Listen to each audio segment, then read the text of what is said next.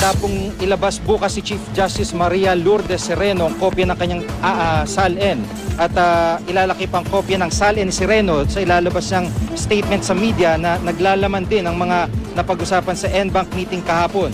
Ikinatwa naman ng Integrated Bar of the Philippines o IBP ang desisyon ng Chief Justice na ilabas ang kanyang SALN.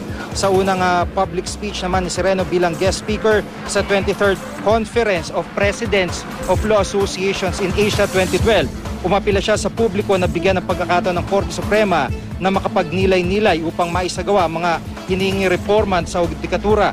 Nilinaw niya ang mga reformang ito ay hindi dapat umikot lamang sa Chief Justice kundi sa buong korte na pinangungunahan lamang niya.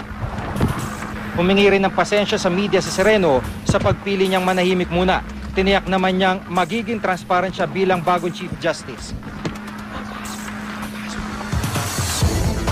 Please be patient as I take very good care in ensuring that I am exact, deliberate, and careful at all times.